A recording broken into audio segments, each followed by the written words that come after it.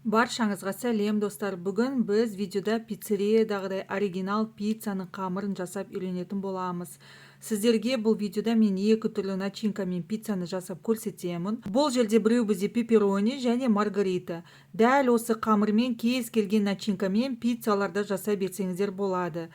Сіздер де міндетті түрде осы рецепт бойынша жасаңыздар. Дәл менікіндей, яғни видеодағыдай қамыр өте нәзік, жұмсақ, сыры осылай ағып тұратын өте дәмді пицца болып шығады. Ал енді бастайық. Ол үшін таза ыдысымызға жылы суымызды, жылы сүтімізді және тұзымызды, сұйық май және дрожжи, яғни ашытқымызды салып жақсылап араластырамыз. Және ұнымызды аз-аздан сала отырып жұмсақ қамыр илейтін боламыз. Бұл жерде ең маңыздысы ұнымыз көп болып кетпеу керек. Көз мөлшерімен қарап отырасыздар. Бізге сәл ғана қолға жабысыңқырайтын қамыр болып шығу қажет. Қамырымыз дайын болғаннан кейін бөлме температурасында жылы жерге 1 сағатқа қойып аламыз. Қамыр 2 есеге дейін ұлғайып көтерілуі қажет. Егер де қамырларыңыз көтерілмеген жағдайда, значит сіздерде қамырға қосылатын ашытқыңыз сапасы дұрыс емес деген сөз. Онда сіздің қамырларыңыздан дұрыс пицца шықпайды. Сондықтан дрожжыларыңызды жақсы екеніне көз жеткізіп алыңыздар. Осылай жұмсақ жақсы етіп қамыр илеп аламыз және сәл ғана қолымызды сұйық маймен майлап қамырымыздың бетін жауып жылы жерге қоямыз.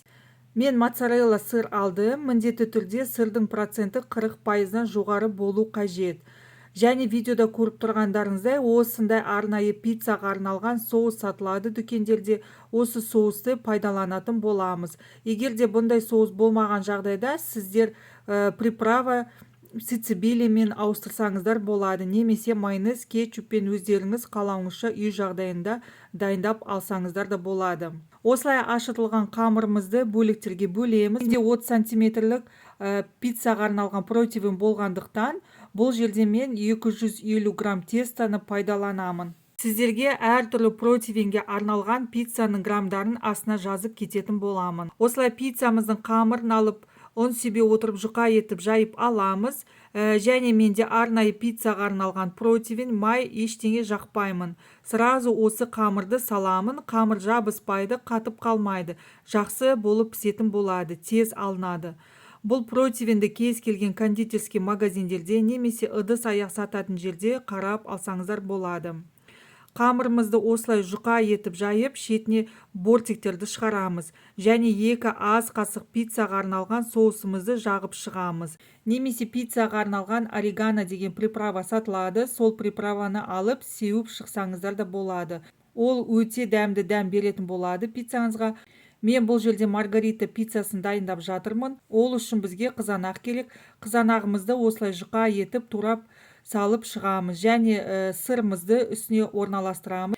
Міндетті түрде 250 градус асты үсті қосылған 250 градуста қызып тұрған пешімізде салып 5-6 минут көлемінде пісіріп алатын боламыз. Одан артық ұстамаймыз. Піспей қалады деп қорықпаңыздар. Егер одан артық ұстап қалған жағдайда сіздердің пиццаларыңыздың сыры күйіп кетеді және қатты болып қалатын болады. Толығымен 5-6 минутта пісіп шығатын болады. Өзіміздің пешімізге байланысты қарап, байқап отырасыздар. Сырымыз толықтай ерігеннен кейін уже біздің пиццамыз пісті деген сөз.